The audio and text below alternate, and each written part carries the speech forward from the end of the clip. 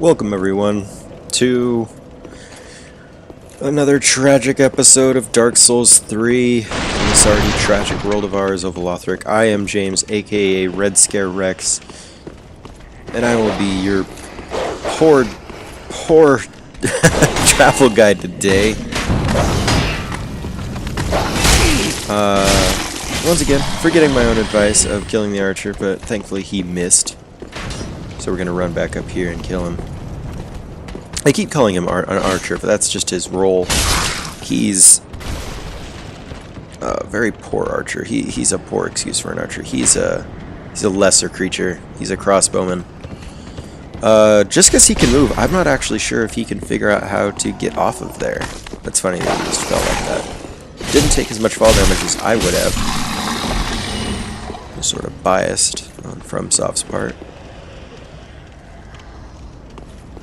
So let's try to explore further and not completely die. In the first, this is just the starting area. Come on, I am much better than this. I know I'm not great at this game, at these games, but I'm better than this. It's then again, that's a learning curve. Not really, not even a learning curve. I'm making excuses, guys. This is a blind play. I'm gonna fuck up a lot more. Get used to it, guys. Wish I had something more optimistic to tell you.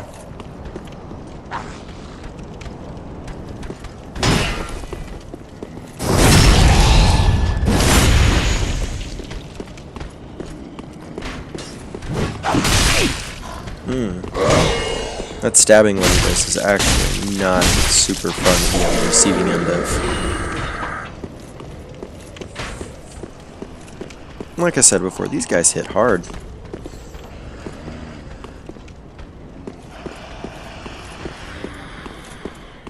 I'm really digging these guys up on the guys suspended in the air. It's a very Yarhagal feel from Bloodborne. You know, they're worshipping something, but it's not in any way designed to make you feel better about what they're worshipping. It's to make you suspicious of what they're worshipping. Alright, so this area has a trick to it, which I discovered. This guy, you see him getting up? Ooh! It's a lot more cinematic than I thought it would be. I knew what happened, but I also knew I had to take care of that guy before I went any further. Yeah, I'm just sitting there evaluating the fact that he's not aggroing on me. And with that, I got his attention. There's like weird white spikes coming out of him as well. I've never noticed that before. Is that because he's a hollow? Something we don't understand. I don't have a video of it, but the Crestfallen Knight can actually go outside, and that's why I think there's a fog gate sometimes in the shrine, is because the game has to move him.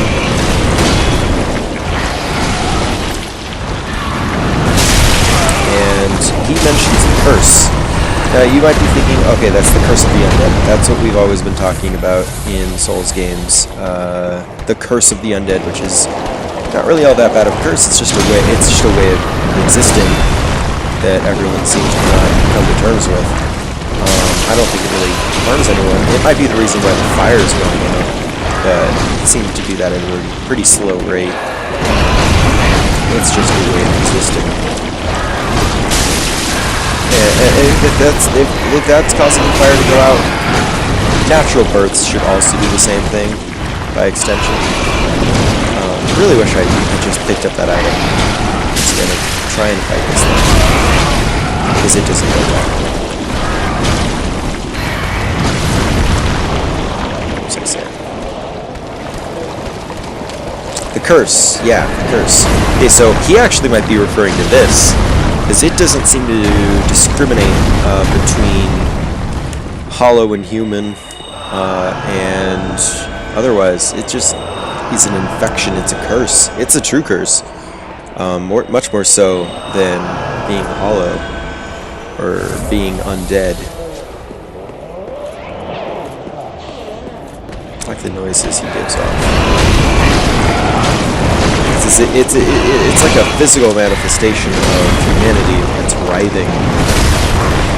kind of heard voices.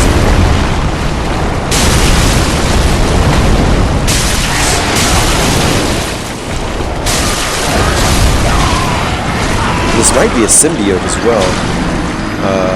It's very similar to the symbiote from the Spider-Man and Marvel universe.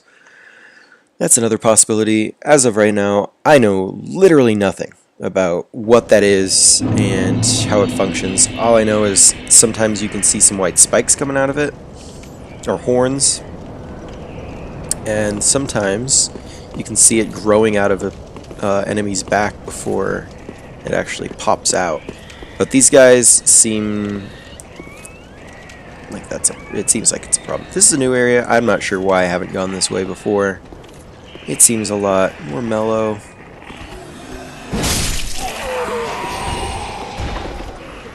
It's okay, guys. It's okay.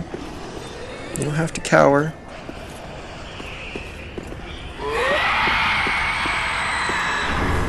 Very scary. Very Lantern. So wow.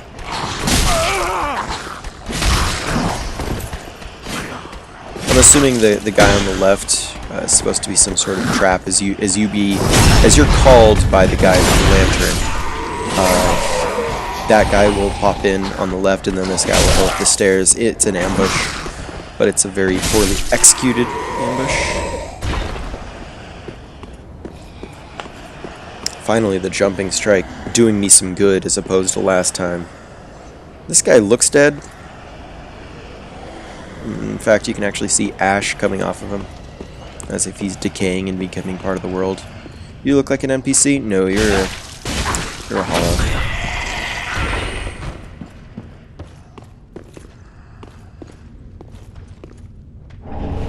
Firebomb.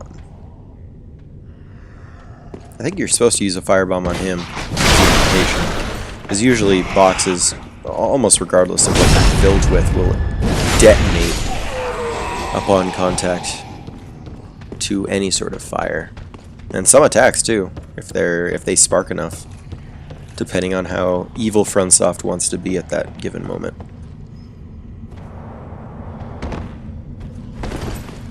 Thank you guys for sticking around for so long as you have. This is what, episode 7. If you guys are still watching, thank you so much. I know that first video was probably really painful to watch. I am still getting used to this. And post-con doesn't really help. Really?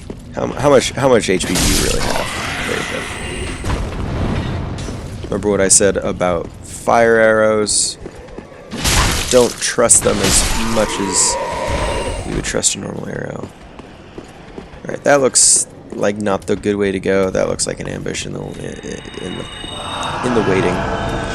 In the making. There we go. In the making. Ambush in the making. What if I stand like here? Oh, whoa, whoa, hell. That's a living version of that dragon I saw earlier.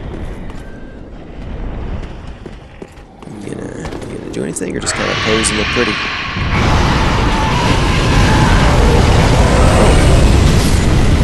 Thanks for that. In Dark Souls 1, it was a very easy way to get 500 souls just by sitting there. It was close to the first undead bird bonfire. Kind of this undead bird. This is a very similar area, obviously, with the dragon in it, but it's also got a lot of Boletaria in it from Demon Souls, especially this dragon. That's where I kind of know what to do here. Whenever you're introduced to a new dragon, just watch it for a little bit. Learn its patterns. So that's a sweeping move, and that's still on fire.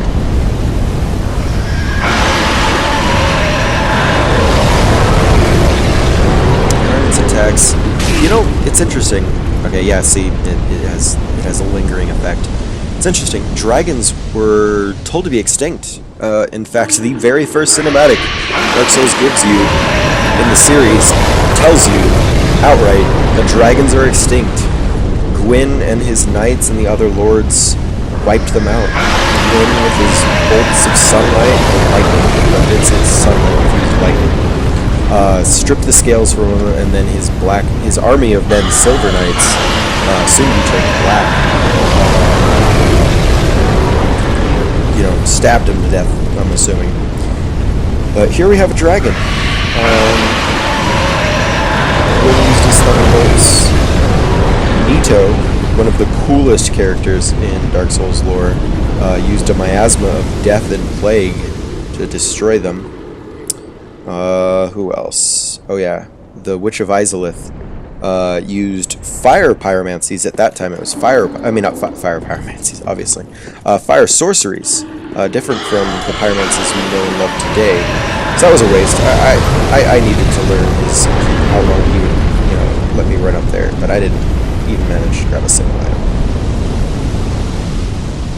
What you gotta look out for, you gotta be about right here on the stairs so you can see him, but he can't see you. And whenever he does that, whenever you see orange around his mouth, he's just gonna roar. So it gives you a good enough time to run up there and grab some stuff, as you saw. Before he reads it. He gets mad, don't get me wrong, he gets fucking pissed when you have the audacity to fly up there, to run on up there. He's not gonna be very satisfied. Who else? Oh yeah, Izalith had the help of her daughters. This was before she became the Witch of Chaos in the later the Bed of Pain. Alright, so I die here. That was gonna happen. At least I got an item. Well, on that note, I hate to end it with a death, but it's how it's gonna be, because I'm pretty sure I'm running out of time at this point. Yeah. Hopefully we learned some stuff today about dragons and how they act in the world, and hopefully a lot about the lore. Thank you guys for watching. I have been James, also known as Red Scare Rex, and I will see you next time.